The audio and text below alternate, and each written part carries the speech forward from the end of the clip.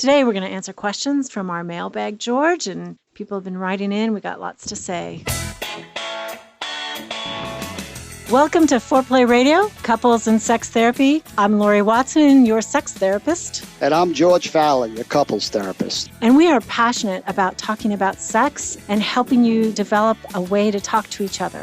Our mission is to help our audience develop a healthier relationship to sex that integrates the mind, the heart, and the body.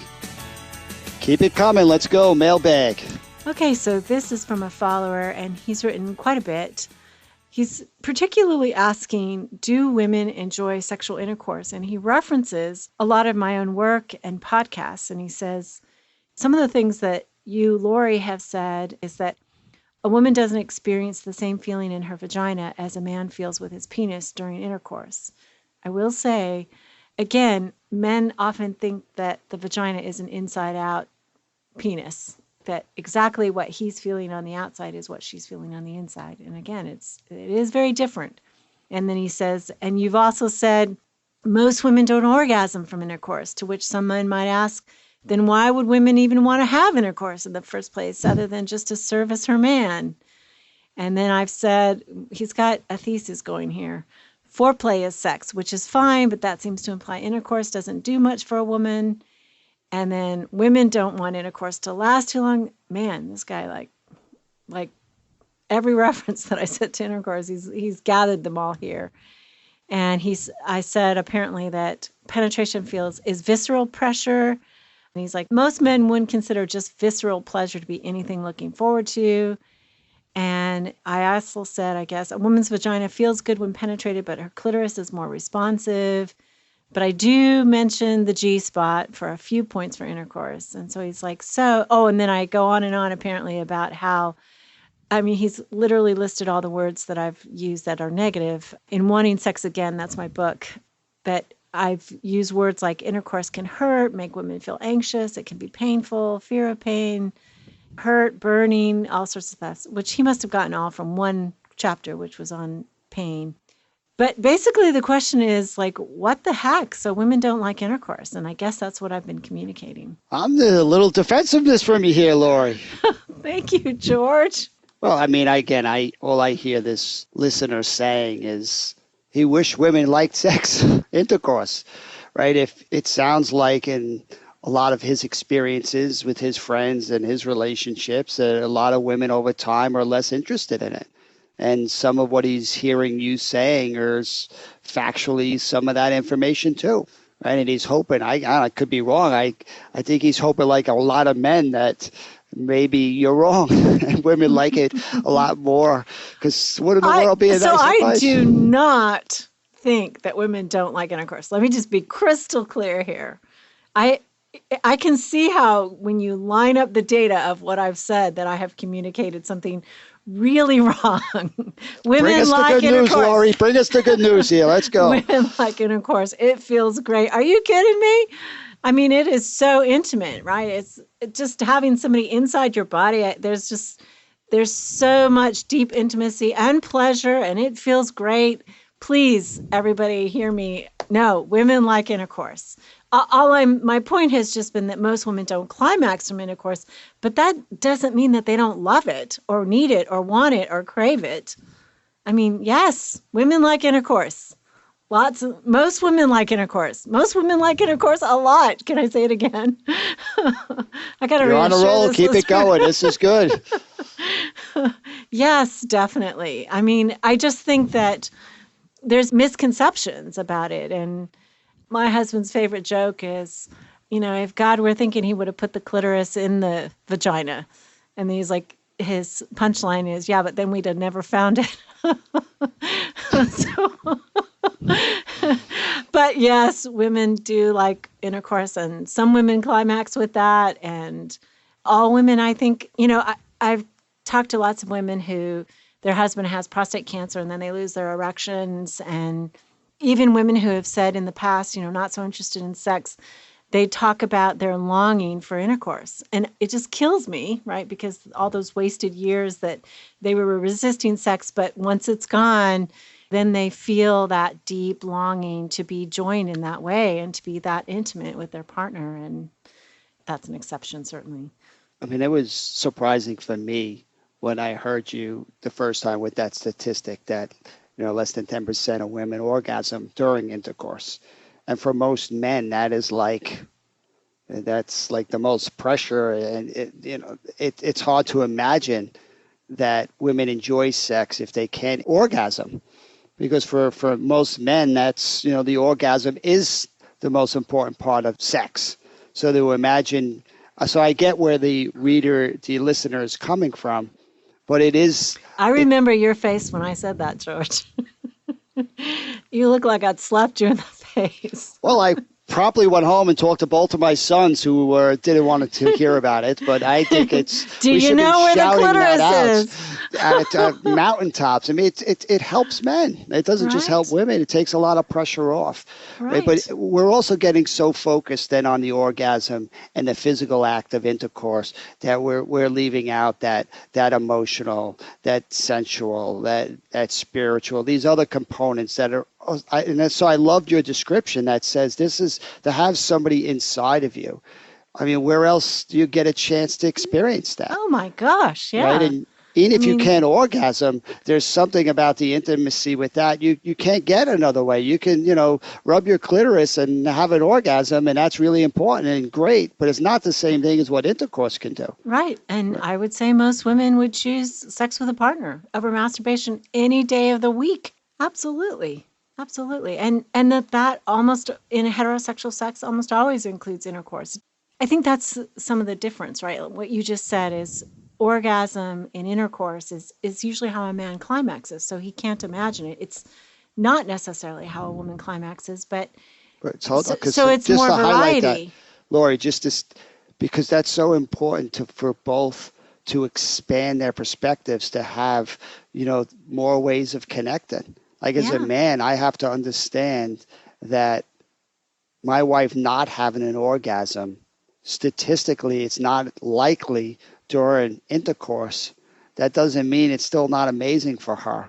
And there's another way for her to have an orgasm, which means we just become more flexible with each other. Yeah. And I just hate that this is what I have said, or at least what this listener has heard. Because I don't think that would be seconded by very many women that I know, that they would say that. I mean, I think and I would say that, for some women, they don't absolutely have to have an orgasm to count it as sex or to count it as good sex. I mean, sometimes just being with your partner who is highly aroused, they climax. I mean, bam, that experience of being together is so great and so great emotionally. I think if there's a pattern of that, it can be problematic, right? Mm-hmm. She has to have orgasms to have that desire, to have that turn on, like you've talked about, George, to have her want him. I mean, she has to also have a physiological reward that hits her too. But yeah, I think it's really different for how women have an expectation. I think what I worry about and why I maybe talk about it so much is so many women come in and they say they failed, Yeah, right. I don't do it the right way. I don't do it the real way. Yeah, I can climax, but only if he touches me. And I'm like, oh, girlfriend, that is the way for you. But I'm certainly not in any way denigrating intercourse as fantastic. Well, I appreciate the mailbag comment because I think it's helping you to have a more holistic message. It is so important that you have to stand up to help women recognize there's not something wrong with them if they can't have an orgasm during intercourse. So you need that information to get out there. And there's not something wrong with him. Right. If she doesn't. Right? There's nothing wrong with him.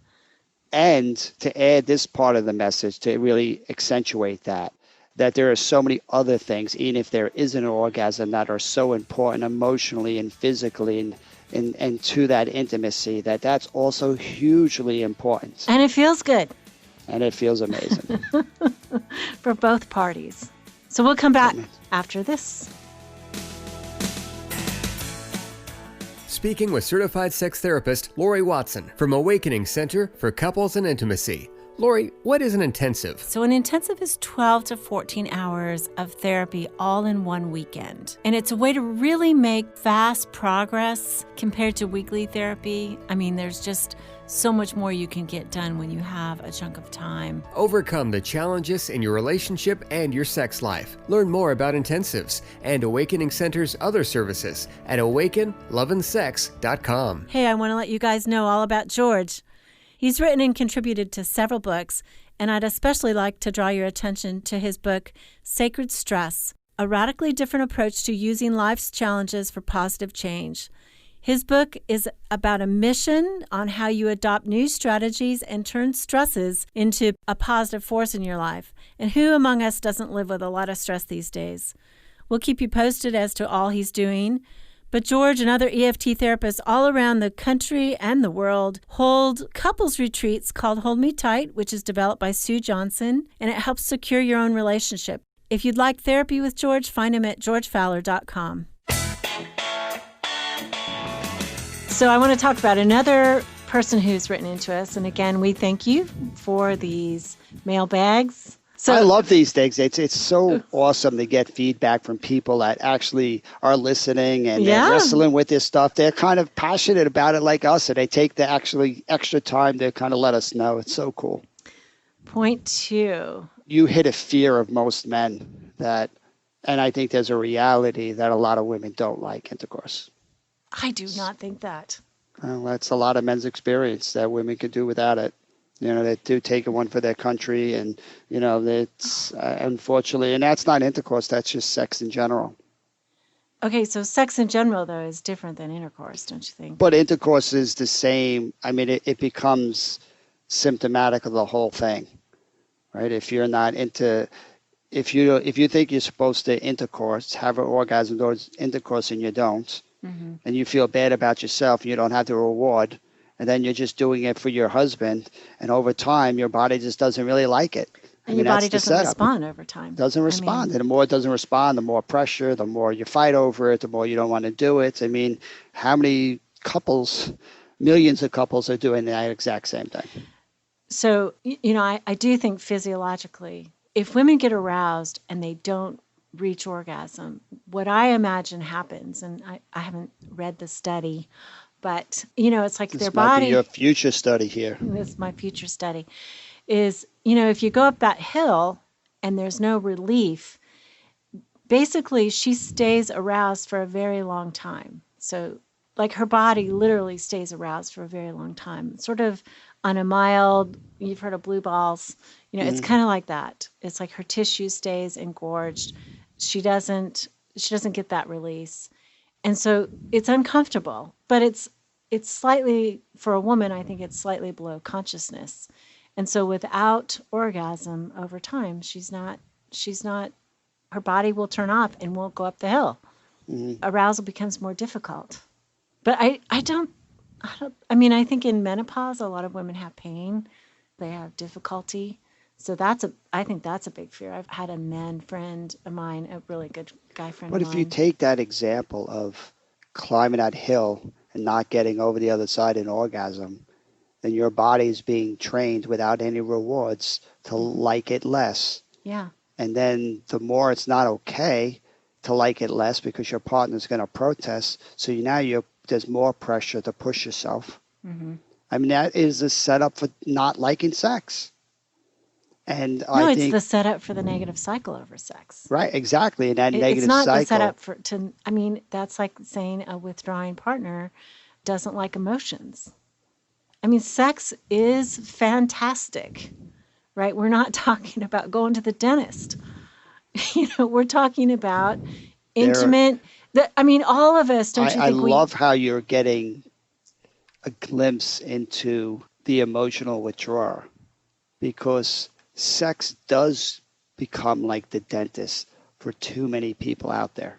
And their way of dealing with it is to not want to engage. And that leaves the other partner chronically feeling rejected and chronically kind of feeling resentful. And the more resentful they are and critical they are, the more the other person continues to get turned off, the more they don't want to have sex for really good reasons. It's definitely that negative sexual cycle. So that mailbag comment was just saying, focusing on the withdrawer part of it, and not seeing kind of his contribution to that person not enjoying sex, right? This is two people co-create something. That's right. And two people are needed to fix it. But I would say the difference between the sexual cycle and the emotional cycle is that there's like a biological need that, aside from testosterone, which obviously drives men more than women for sex, but in women and in men, there's this biological need that we have to be touched. And once we hit adolescence, it's eroticized. Boom, it's about sex for all of us. And that's the way adults, I'm not saying that they can't cuddle and touch and be naked together and stroke each other and all that, but there is this thing that happens to us that it becomes sexual at a certain age. So the withdrawing partner is also like cutting off their nose to spite their face in the sexual cycle. That maybe, I think emotionally too, but maybe there's other reasons emotionally. But there's like a driver physiologically that I think is so important. But isn't the same driver emotionally? That an emotional withdrawer is kind of cutting off their need for connection, for comfort, for reassurance. You're right. And that's why we're doing this, because we're so passionate about lovingly getting the good reasons people are turning away from what they most need, and then trying to prime that pump to get them to start saying, wait a second, think how much better life could be if you actually started heading towards these areas. So it breaks my heart when I see people who, for really good reasons, don't get enough rewards during sex, and it becomes an obligation, and then they get dumped on with criticism and resentment. That is not a great recipe to get turned on. And then they feel like there's something wrong with them, and they beat themselves up. And sex, for really good reasons, doesn't work out so well for them. That's right. Yeah. My career, based on this one. But go back for a minute for me to your truth of, but Laurie, a lot of women do turn off. I agree that women tend to turn off libido, but I think it's a complicated cycle. It is a byproduct of the cycle. It is not something in that woman that's turning them off. It's a byproduct of the environment, of the partnership. Partly of the partnership, the way they see the world, the way they've been raised, the way, there's a whole... It's a complex formula. But and not always his fault. It's a way too common formula. Say that again. It's way too common. So what do you feel about that as a man when you say that? I know as a man, if it was a gay couple of two men and one man is in that same environment, which I see a lot of, right? It's terribly tragic there too, that they so want to stop the bad thing from happening that they lose the opportunity for the good thing. I think it's a huge turnoff for anyone to kind of not like their body, to not be able to kind of tap into their libido, to be constantly criticized and dumped on with resentment. And then they do the most loving... You mean from the sexual pursuer. Right, and then they do the most loving thing they could do, and they just try to go with it. But I love your image. They keep trying to get up the hill, and every time they don't get to the top, it just trains them to not want to do it next time. And yet to not do it hurts their partner, so they just keep trying and forcing themselves and disconnect and check away from their body. And it just continues to build momentum to not like sex. It's so, to me, I always use that image of a math equation. It's so predictable how they get here. And there are some really concrete things they can do differently to start listening to their body so they can have more success. Yeah. Keep it hot. Thanks for listening. And Foreplay family, I want you to know we had our highest download day ever, thanks to you. Our downloads are just increasing by leaps and bounds. We are so grateful for your sharing. Thank you again. Definitely subscribe. That helps our rankings in iTunes, which is important for us. Call in your questions to the Foreplay question voicemail. Dial 833-MY-4PLAY. That's 833-4-PLAY. And we'll use the questions for our Mailbag episodes. All content is for entertainment purposes only and should not be considered as a substitute for therapy by a licensed clinician or as medical advice from a doctor.